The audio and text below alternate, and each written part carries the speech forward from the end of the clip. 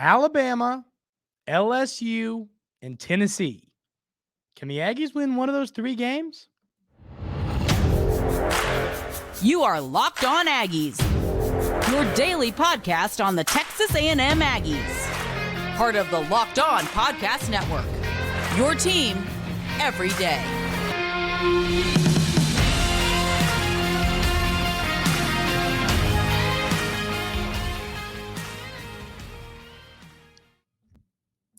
Welcome on into Locked On Aggies. I'm your host, Andrew Stefaniak. Thanks for making Locked On Aggies your first listen every single day.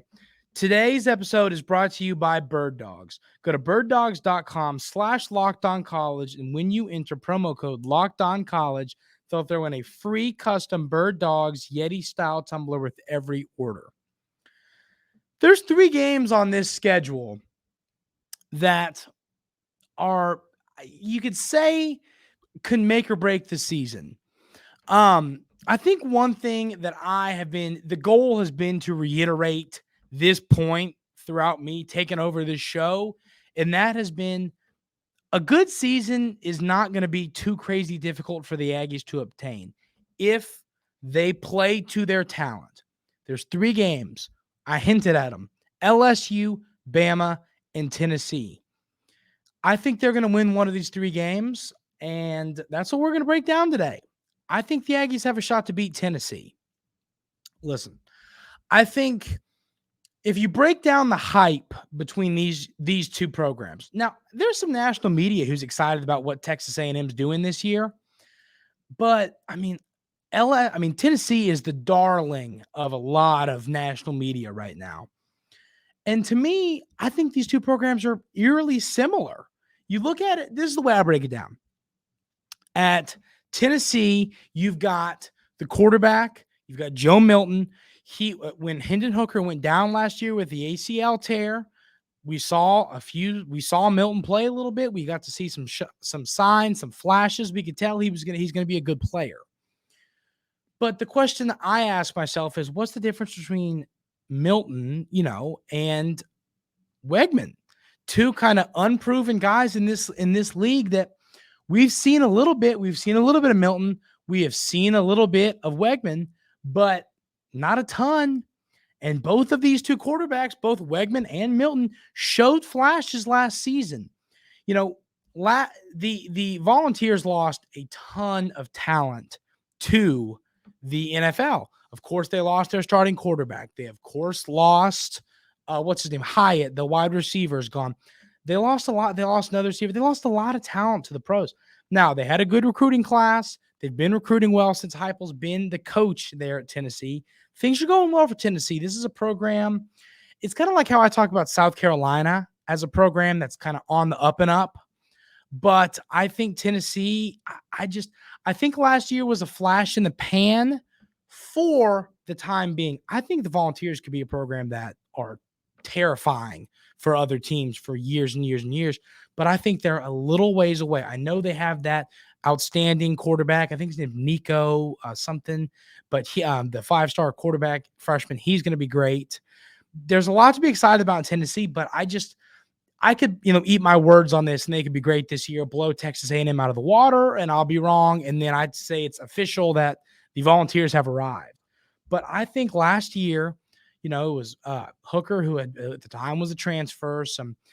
I think a lot just kind of fell into place last year for Tennessee that I don't know if it's going to happen this year.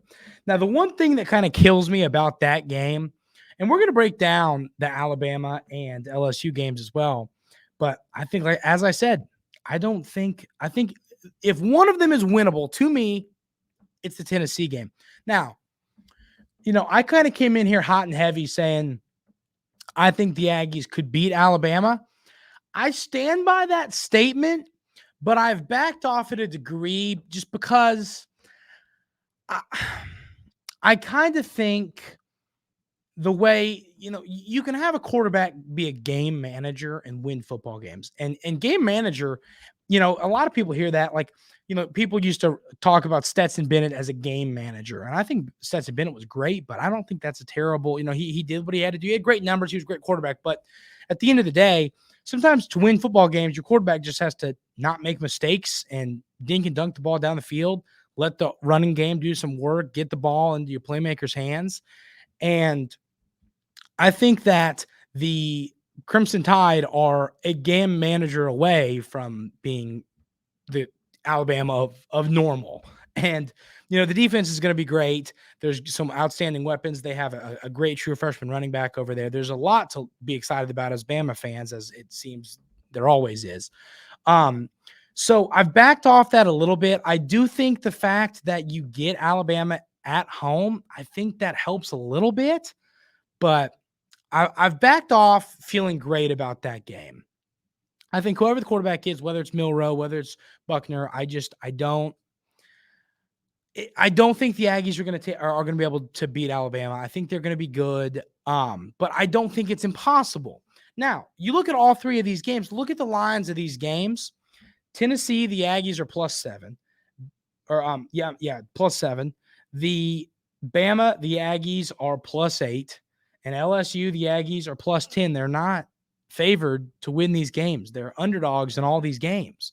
So none of these games Texas A&M is supposed to win. And of course, you get the only one of these games that's at home is Bama. You got to go to LSU. You got to go to Tennessee. I do think Death Valley and Neyland Stadium are two tough places to play. I'm high on LSU. I like Daniels. I think Brian Kelly's a good coach. I don't feel good. I don't believe Texas A&M is going to go into town and knock off LSU. I no longer believe the Aggies are going to host Bama and win that game. But I do think they have a shot to beat Tennessee. I kind of think, in essence, I said it a little bit, but I'm going to reiterate this point. I think that Texas A&M and Tennessee are similar teams. The real difference was last year, the Volunteers were great. Last year, the Aggies were pretty awful. But the outlook for this season, to me, is similar. Young teams, up-and-coming teams with some outstanding talent, quarterbacks who we've seen do it a little bit but haven't really broken out yet. There's a lot similar about these teams, and I think the real difference here could be Coach Petrino. I think Coach Fisher's offense was a bit, of a drain on the team last season. I think Coach Fisher brings in Coach Petrino. I think Coach Petrino can turn this thing around to where I could see the Aggies having a better season than the Volunteers. I think Tennessee's going to be good. I think the Aggies could go win that game.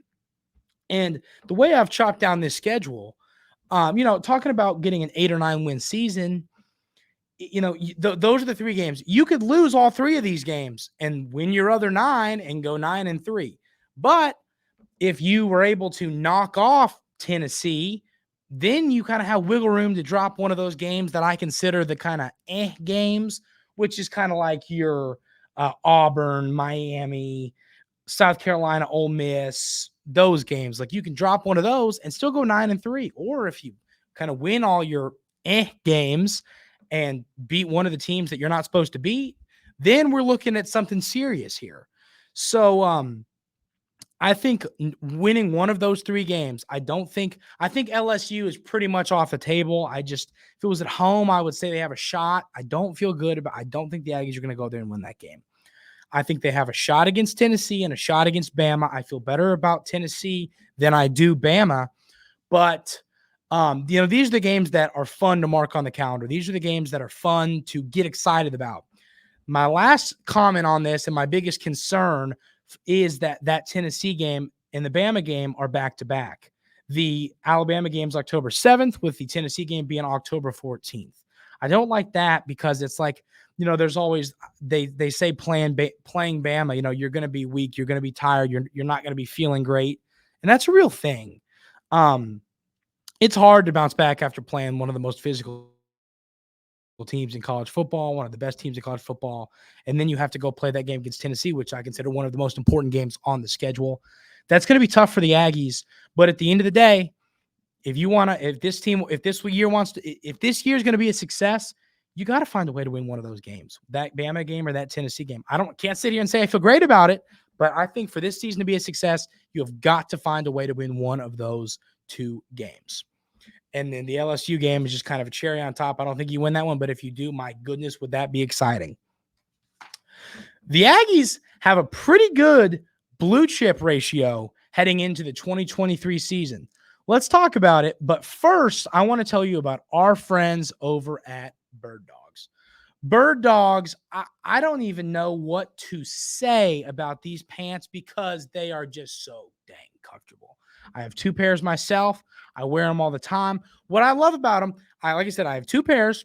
I have one that feels more like a gym shorts than one that feels more like khakis, but you could wear both of these pairs doing anything. So I could wear the ones that have the gym short feel to golf. I could wear the ones that have a khaki feel to play basketball. They're versatile. They're outstanding pants. They are comfortable.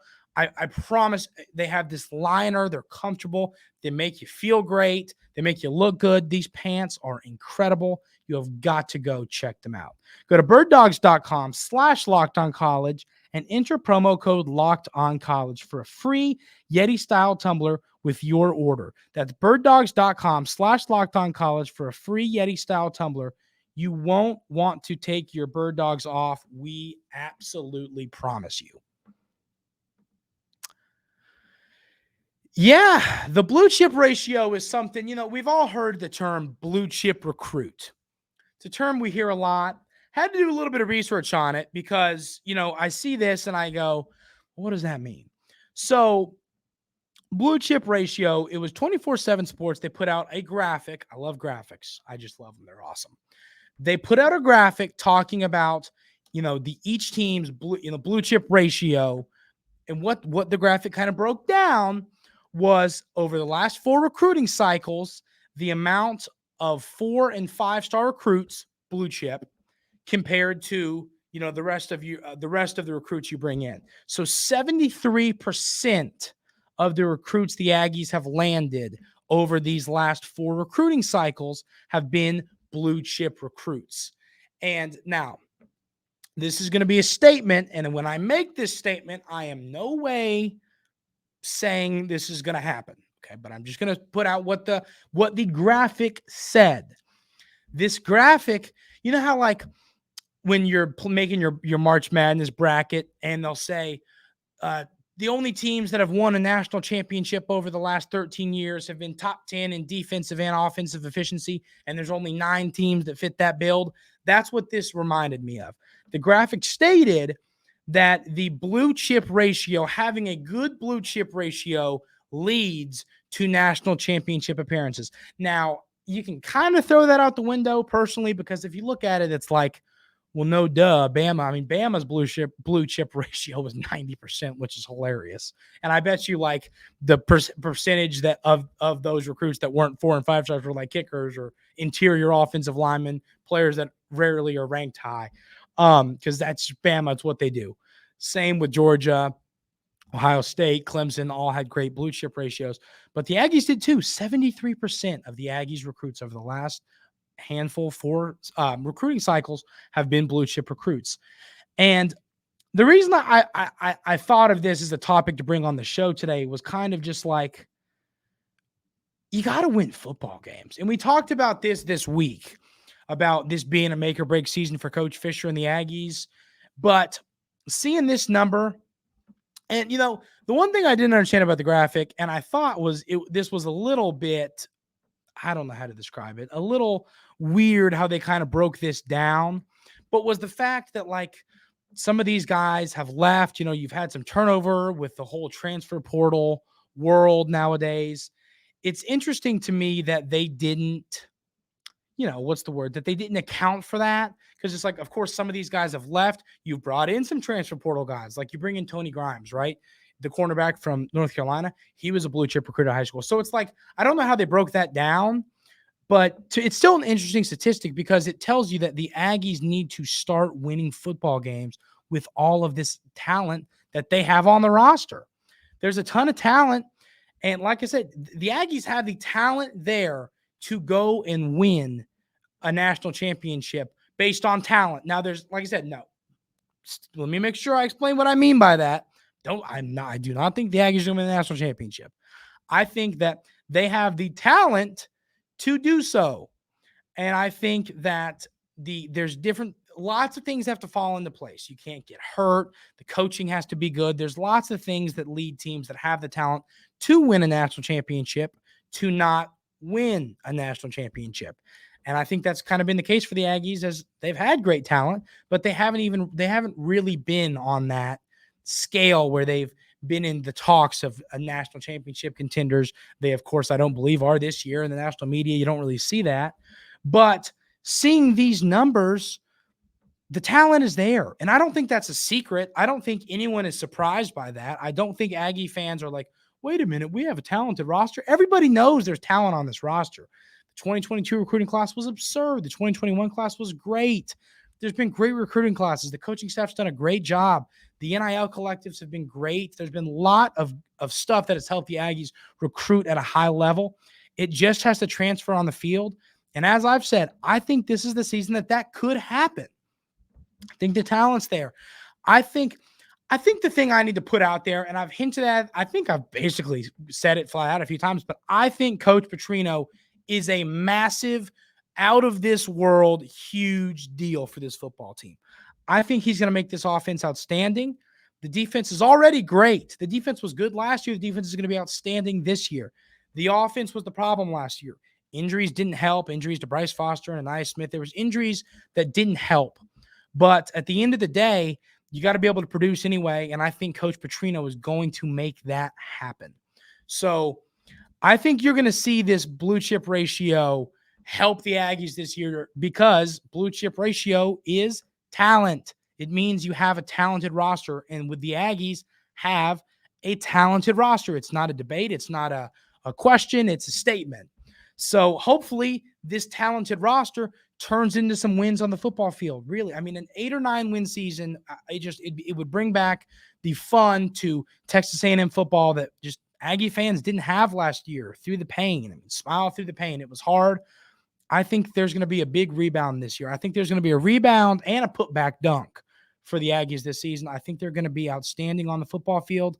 I think we're going to see a good year from the Aggies, and I think this blue chip ratio is just a sign as to why the Aggies are going to have such a good season. And if they don't, I've said this before too, if they don't have a good season this year, we are going to have a lot of conversations surrounding that. The Aggies baseball season came to a extremely painful end. Ladies and gentlemen, goodness. Pain all around, pain everywhere. I really, when the Aggies were able to knock off Stanford to stay in the winner's bracket, I really thought that they were going to move on to the Super Regional. And of course, that was going to set up a matchup with the Longhorns. It was going to be one of the most fun Super Regionals probably in the whole tournament this year, for a trip to go to Omaha. I don't really know how else to chop it down besides this one hurts. It was a great season. It was a great finish to this season. A team who, going into their last weekend to SEC play, if they didn't win that series with Mississippi State, they weren't going to make the tournament. The Aggies were able to get that done. Then they go on a run to the SEC Baseball Tournament Championship. They, of course, lose to Vandy there. Then they go on a run to the Stanford Regional Final, lose to Stanford there. A lot of pain, a lot of getting there but not getting the job done for the Aggies this postseason. The one thing I can confidently tell you is the Aggies will be back. I can tell you that for a fact. I know this one hurt me, hurt my soul. It was hard to sleep last night. But at the end of the day, this baseball program's in a great spot. Coach Sloss has done an outstanding job during his time in College Station, and I think there's a lot more positive to come with him as the head man, with him as the skipper at Texas A&M. But when it comes to this game, of course, 7-1 loss to Stanford. Of course, you score 1 run. So this stat, the stat I don't love is that innings 3 through 9, you can't put up a run. Now, obviously, you only scored 1 run. That means you only scored in 1 inning. But, you put up a run early, and then you can't scratch a run across those last 3rd inning all the way through the 9th inning. That can't happen. You have 7 hits. That's not like that's not like a outlandish amount of hits. I meant to say, but like 7 hits if you get a couple ducks on the pond via a walk or a hit by pitch or an error, 7 hits should be enough to put up a couple runs on the board. Sometimes things just don't fall your way. I get that. The thing that killed me, errors kill me. I know I talk about walks a lot. The walks wasn't really a big problem in this ballgame. I thought Detmer had a good outing. There were some things he could have cleaned up, but I thought it was a solid outing when the Aggies needed one, and the bats just couldn't back it. You score 20 runs through the first 2 games of the regional, and then you kind of just fall flat after that. The error, of course, it was 2 outs. Pop fly falls that should have been the 3rd out of the inning, a run scores, then a base knock scores another run. It was 5-1 at the time. These 2 runs, of course, made it the 7-1 score that ended up being the final score. So these 2 runs, how much did they matter? I don't know. How much of a difference do they make to the game? I don't know. But one thing I can tell you is this was completely deflating. When something like that happens, 4 runs, I mean, hey, you get a solo homer, then you get a couple guys on, you get a base hit and a walk and a homer, and it's a tie game. Like, it's a lot has to go right, but you're still in the game. 7-1 with only a few outs left to your name is hard to come back from. That error was killer. It felt like the dagger. It felt like that was it. Because, of course, like I said, another run came in to score after the error occurred, scoring a run on the error. Well, actually, ironically, technically, I keep saying error. It wasn't really an error. It was actually a base hit because no one touched the ball. It just fell and touched the ground. But you know what I mean? Let's say mental error. I don't know, whatever you want to call it. It was a fun season. There's no reason to sit here and talk about negatives for a season that, of course, has come to a conclusion. The Aggies are going to be back. You would have loved to be playing the Longhorns in a super regional this weekend. That would have been exciting. That would have been a lot of fun. But I'm just proud of this team and what they were able to accomplish. There was adversity all season, and the Aggies were able to deal with it, fight through it, and just flat out get past it. To make a run in the SEC tournament, make a run in the NCAA regional in California against some California teams. I'm proud of this team. It was a painful way for the season to end. But at the end of the day, as I said, I'm proud of this team. Coach Sloss is a great coach. This team's going to be back. Hopefully he hits the portal hard. You get some get some pitching depth, bring in some more bats. You return some players that help this ball club. This team's going to be back. That's what we're going to end today on. This baseball team is not dead in the water. The Aggies are going to be back. That I can say with confidence. But that is going to do it for today's episode of Locked On Aggies. As always, I appreciate you tuning in. Have a great rest of your day, and we will see you tomorrow.